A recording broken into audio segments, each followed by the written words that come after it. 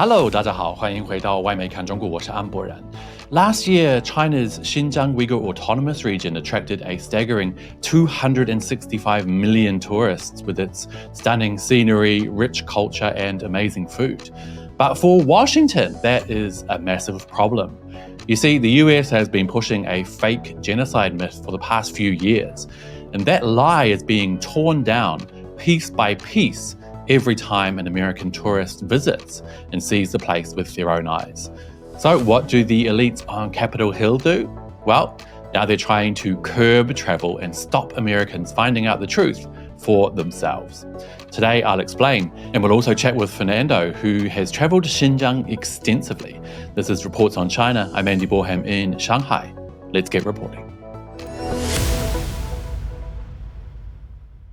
When Xinjiang and the rest of China was locked off from the outside world due to COVID restrictions, Washington decided to use that golden opportunity to push their fake Uyghur genocide myth, trying to convince the world that China was killing off the Uyghur minority.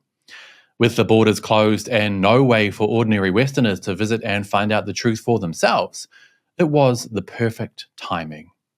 But now China's borders are open again to the outside world, even more so than before COVID, with a bunch of European countries now able to visit without a visa. And they've been taking up that opportunity in massive numbers. In fact, just last year, 265 million tourists flocked to Xinjiang to enjoy its natural beauty, amazing food, and rich culture. One of those people is Colombian national Fernando Munoz Bernal, who spent 5 whole months freely driving around the massive region, visiting every corner. We'll chat with Fernando very shortly. Another huge change has thrown Washington's fake Uyghur genocide into laughable territory, and that is the hideous situation going on right now in Gaza. Every day, ordinary Westerners are able to see the atrocious images of real death and suffering at the hands of a government that is arguably aiming to wipe out a population. Not a single image of a bombed building or dead kids or hideous torture has come from Xinjiang, yet Washington wants its citizens to believe there is massive genocide going on there right now. And now, foreign tourists can visit Xinjiang and see for themselves. No special permit or pass is required to visit the region, despite what Western media would have you believe. When you arrive in China, you can just buy a plane or train ticket or jump in your car like Fernando did and go visit for yourself. This is not good for Washington. They know that more ordinary Americans visiting Xinjiang will mean they can no longer maintain their fake Uyghur genocide myth. So now, what are they doing? Well, you guessed it, they're trying to stop Americans from being able to visit the region to begin with.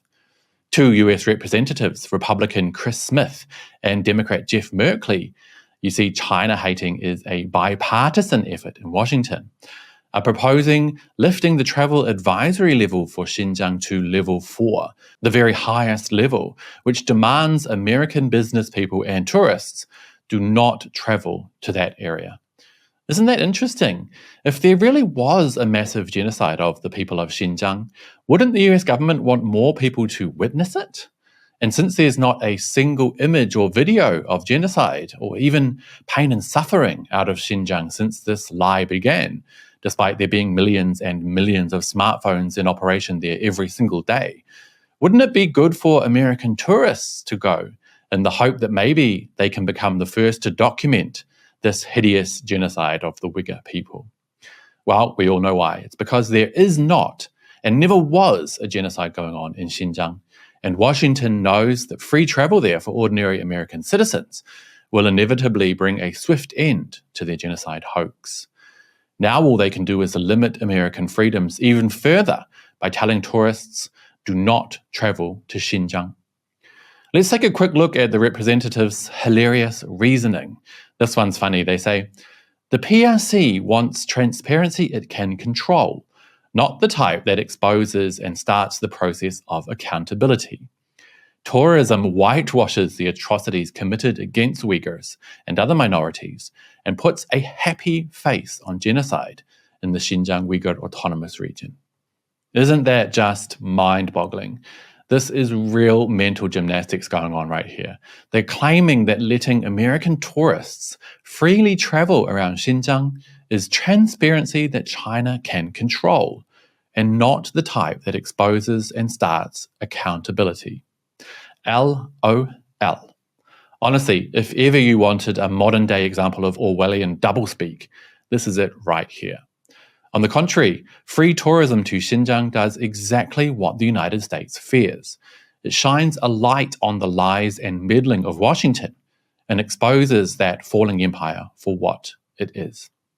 Now let's have a quick chat with Fernando. He's a Colombian entrepreneur and he's lived in China for a whopping 23 years. Fernando, welcome to the show. Now you've traveled the length and breadth of Xinjiang, including recently spending a massive 5 months driving across it in your RV. Now I just want to quickly show the viewers a map so they can get an idea of the scale we're talking about here. So this here is China, obviously. And then this region to the west is the Xinjiang Uygur Autonomous Region. And if we zoom in a little closer here, we can see the dozens and dozens of places that you not only visited, but also spent quite a lot of time at over nearly half a year. So I wanted to ask you, why is it, do you think, then, that the experiences of people like yourself are brushed aside by Western media and governments for this urban genocide myth spouted by people who have literally never stepped foot in Xinjiang before? Well, first of all, Andy, thank you for having me on your show. The answer to that question is only one. They don't want the evidence that I can provide. When you travel to the region and you're able to present, juxtapose as I do, the things that they say and the things that are true on the ground, then they don't want to deal with you. They don't want to face you. They don't want to have to, they have no explanation. So this is why they go ahead and just forget that you exist. They block you or they just ignore you. So it's a little bit disheartening that they get to do that with impunity. They get to just lie about Xinjiang with impunity. But the idea is to present to people this black and white, what they say, what I see, what they say, what it really is. So that's why they don't face it. They can't deal with the evidence that is presented.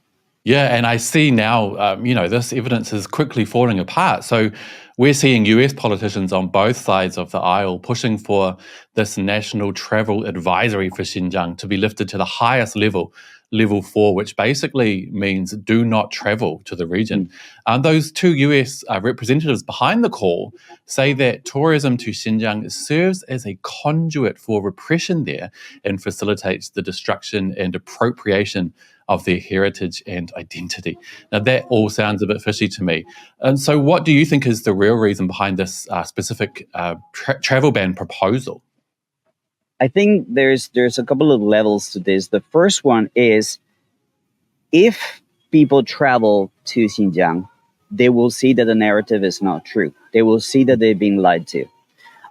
If they they impose this level 4, the different factors that they use to determine that is, okay, how much crime is there? Is there terrorism, or the kidnappings, or this kind of things? If you think about it, none of this really applies to Xinjiang. So what to do about it? They're just coming out of this idea that if we stop people from going there, then we will continue to create this narrative that is entirely false. So that's the main reason. They don't want the truth to be known. And with China opening so much to foreigners to come here, Xinjiang is a very popular destination for travel. So it's just a matter of time before people actually get to see that there is no genocide in Xinjiang. There's no cultural genocide, that the languages are spoken, that the culture, as you were saying, the heritage is maintained. And this is very interesting, if I may take a second. When they say when they take people on tours, they show them all these pre-rehearsed dances and arrange it. Yeah, that is true. That's actually promotion of tourism. But the fact that there are institutes and schools and centers that teach the art, the music, the dance, that's actually an effort by the government to preserve the culture. Now, here's the thing.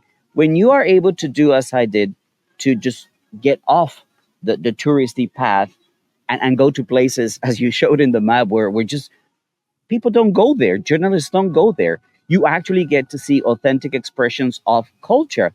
And that's what I tried to say. Both exist. One is the one that is presented for officials and whatnot, yeah, and the other one is the one that you can encounter just by walking. And then again, that becomes one of the issues that a lot of journalists and pundits and politicians have with my content. They just will not engage with me because it's too inconvenient. Yeah, I mean, for them, Xinjiang is completely black and white, but as you've shown, it's very colourful. So I wanted to know, as someone who's travelled the place extensively, can you share a couple of quick hints or tips for anyone who might be hoping to visit in the future? Yeah, I think I would have to say a couple of things. Number one, be mindful of the season, because there are some areas of Xinjiang that are closed during winter. And I mean, they're only open like for 3 or 4 months a year, only in summer because of snow and whatnot. So if you wanted to visit certain areas in the north, or the famous Duku, which is like the most scenic road I've ever been in my life, you have to check the dates, right? You want to be there midsummer. And of course, it's going to be packed with people. 260 million tourists went last year. So you got to check that. The other thing that you need to determine is, what do you want to do? Do you want to go to the north, where the scenery is just absolutely breathtaking? It's just, I'll tell you, Sanlimu, this lake, is just right now my favorite place in the world, in the earth. And I've traveled quite a lot. And the other thing to consider is distances. What do I mean by distances? Is if you go to Urumqi, if you go to Kashgar, if you go to Hotan, if you go to Korla, all these places, well, you can move around by taxi. You can just get on a subway in Urumqi, things like that. But then you're in that place. But now when you want to explore, because one city is 500 kilometers from the other, 230 kilometers from the, it's just, they're so spread apart. The density, the population density is so low that if you want to explore, you really need transportation. And in that sense, you either rent a car, for what you would need an international driver's license. So that's one thing. It's not like you bring your American driver's license and that's it. You can rent a car. It must be a proper international driver's license. And then you can go out and rent a car. And you can do anything you want. You can go anywhere you want. Now, the other thing is, if you don't and you want to explore, if you don't have a license, then you probably will have to get a driver. And that's what they call the guided tours. It's because you want to explore. And the only way to get from here to there, which is 300 kilometers, is if somebody takes you there. So it's a weird thing that takes place with this, presenting Xinjiang as you're unable to tour it by yourself. I'm living proof that you can tour it by yourself, no problem. You just need to have a license. So much to think about, and I hope more and more people will consider heading to Xinjiang in the future for travel. Thanks so much for sharing your insights today, Fernando. And that will be it for today, you guys. But as always, I'd love to hear your thoughts, so do let me know down below. And also, don't forget to hit like and subscribe if you haven't already. It really does help the channel. I'll see you all next time. Bye-bye.